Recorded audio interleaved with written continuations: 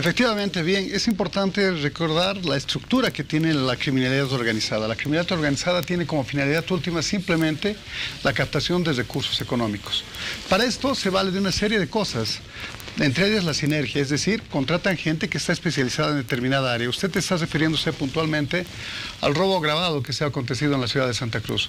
Frente a este extremo, tenemos que decirles que la policía boliviana está empleando todos los recursos y su talento humano para proceder a su captura. Muy bien. Doctor Omar Durán, se están realizando varias investigaciones respecto a ese tema, este último atraco. ¿Cómo analiza las investigaciones que se vienen llevando a cabo, que están particularmente dirigidas a los delincuentes? Bueno, es un tema que no nos debe extrañar porque justamente es para eso que está la policía, para investigar este tipo de acciones, para poder reducir a los participantes de estos hechos. Pero lo que preocupa en esta situación es el tipo de armamento, la capacitación que tienen. Es increíble para ver hoy en día en la sociedad, pareciera que el delincuente se capacita mucho más que el policía para cometer delitos, ¿no? Porque analizan, ven la forma, usan medios de inteligencia, hacen contrainteligencia, han usado drones, han usado armamento 7.62 milímetros. O sea, estamos hablando de un equipo bastante uniforme, bastante compacto. Inclusive han planificado el hecho de retroceder, el estar en un puesto atrás y ver y hacer una contraofensiva, una ofensiva contra la policía. Sabía que inicialmente la policía iba a mandar aquellos medios de los que no cuenta en el momento. ¿A qué me refiero con esto? Que en su momento pues van a los policías que no están especializados para el área, ¿no? Es por eso que salen policías inicialmente heridos. Y después cuando ya van los policías que tienen mayor capacidad, mayor conocimiento en el área, es que realmente ya no se encuentra ningún policía herido. Ya hay una táctica, una estrategia que se maneja de alguna manera más adecuada, llamémosle así. Y es así que de esta manera, si podemos observar claramente, la Policía Nacional está usando la estrategia del cansancio para que ellos salgan el día de mañana a autoabastecerse y seguramente será estos los medios que van a hacer para atraparlos porque es un área muy difícil, es un área muy difícil. Sin duda. Coronel Aguilera, bueno, yo sé que usted no está manejando precisamente la información que emana de este roboré, de cómo se está trabajando en la materia, está precisamente a la cabeza de nuestra policía ya en Santa Cruz. Pero, ¿cuál es la última información que usted tiene de lo que está ocurriendo en la zona? Bien, entiendo que hay una persona del oponente herido y desde luego se está efectuando un rastrillaje que va a permitir que nosotros, a través, como bien ha dicho el doctor, de distintas técnicas logremos la captura de estos individuos. Efectivamente se ha aglutinado diversidad de talento humano allá, desde grupos tácticos hasta grupos especiales, que están efectuando una investigación vinculada al área operativa. Pero eso no concluye acá. La estructura que tiene el crimen organizado está basada sobre todo en la diversificación de funciones. Ya la Policía Boliviana y obviamente el Ministerio Público han logrado la captura de 3 personas que están vinculadas desde el punto de vista de la provisión de medios y de materiales que han permitido la comisión del hecho punible y también el apoyo a la fuga, que desde luego es reprimido por el ordenamiento jurídico. Cuando me refiero a esto, me estoy refiriendo también a que este tipo de organizaciones es integral, es decir, cada uno cumple una labor distinta, pero también es transnacional. ¿Esto qué involucra?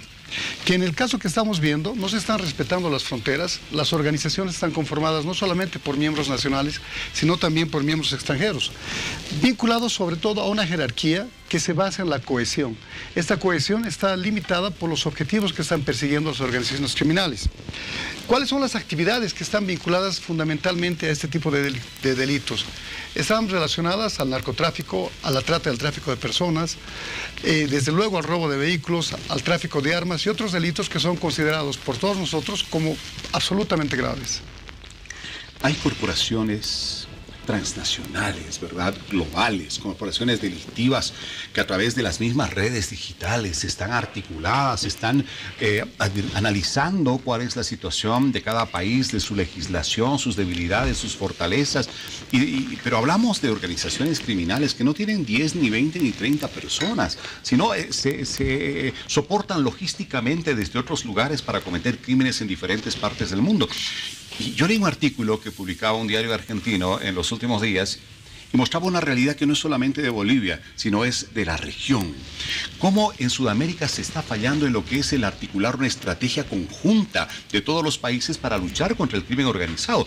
Como aquí no hay eso, que sí existe en Europa, evidentemente acá nos ven como una región vulnerable, y ahí está. Esta es una organización criminal que llegó de Brasil e hizo lo que hizo con la remesa de O'Higgins y los heridos que ocasionó en la policía. Bueno, sí, ¿no? Pero desde el punto de vista delincuencial, uno de los robos más grandes que ha habido en Latinoamérica, por ejemplo, ha sido el año 2005 en Brasil, cuando se han llevado casi 80 millones de dólares de un banco, del Banco Central del Brasil, cuando los delincuentes alquilan una casa, ven el mozo, o sea, ven la debilidad. Y hoy en día la tecnología tiene que ayudar a mucho. Nuestra policía siempre tiene que estar 1, 2, 3 o 10 pasos delante de la delincuencia y nunca por detrás. Y eso no solamente es una tarea de la institución policial, es una tarea de una política de Estado como tal. Hoy en día la policía tiene que ser totalmente potenciada. Yo veo lamentablemente a muchos policías que tienen que comprarse el uniforme de dotación, peor el armamento algunas veces, el cartucho que van a utilizar, y a veces es difícil. A mí cuántos policías a veces no me dicen, hermano, ¿será que me puedes conseguir una cajita de munición de 9 milímetros? Imagínense, o sea, el policía tiene que comprarse sus 9 milímetros para ayudar a la sociedad. Y esa es la política de Estado que hoy está viviendo. La función de las Fuerzas Armadas es controlar el orden externo y no el orden interno. Hoy en día la policía en este acto no ha sido rebasada, pero sin embargo están las Fuerzas Armadas ahí que no deberían estar.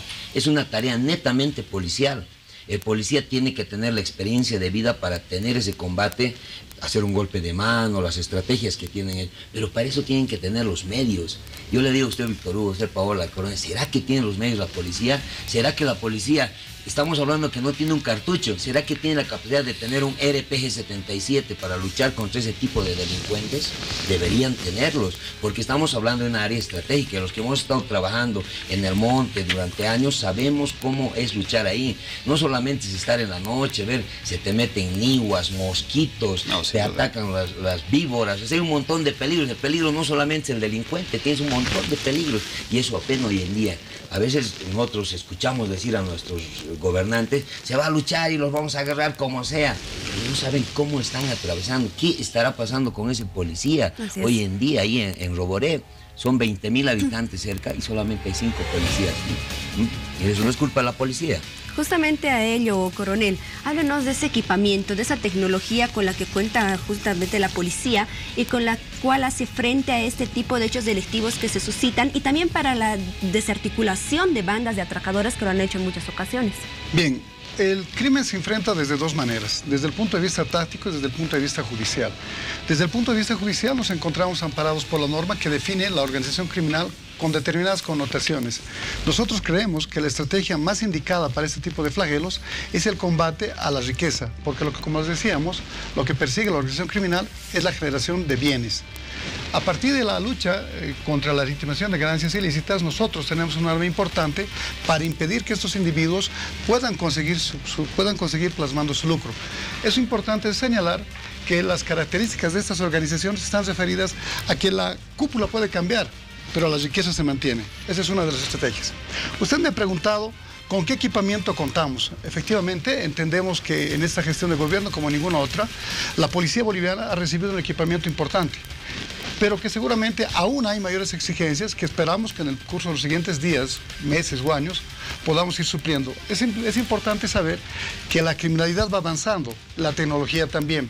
Nosotros vamos quedando rezagados porque no tenemos, yo diría, un presupuesto y un talento humano que va adecuándose a estas nuevas conductas. Sin embargo, estamos comprendiendo que como política estatal y política institucional tenemos que enfrentar el delito no solamente desde el punto de vista de la represión, sino también de la prevención. Y la prevención parte de uno mismo. Estamos haciendo referencia a que este es el suceso más grande que ha existido en Bolivia, 1.3 millones de dólares. ¿Qué pasó con la empresa de seguridad? ¿Por qué no cuenta con los mecanismos idóneos para precautelar su seguridad?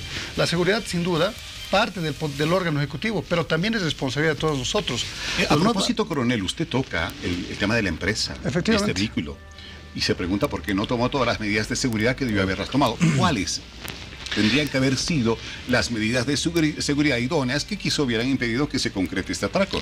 Bien, para cualquier actividad, tanto financiera como delictiva, siempre se tiene que planificar.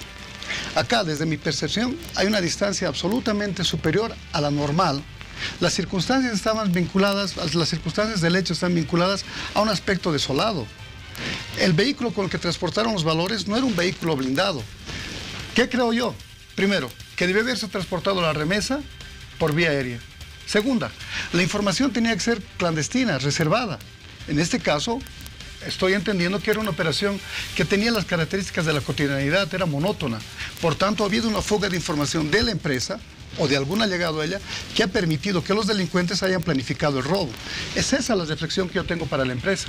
Desde luego que el hecho de haber enviado a los funcionarios policiales y desde luego también a los funcionarios de Brinks en esas condiciones es arriesgar la propia vida. Esto quiere decir que las medidas de seguridad que son inherentes a uno mismo han sido violentadas. Ahí está el primer responsable. Cuando hablamos de la victimología, quiero recordar a Mendelssohn que dice que la víctima es tan responsable como el culpable. Este es, desde mi perspectiva, el caso. Quiero puntualizar esto, Paulita, coronel.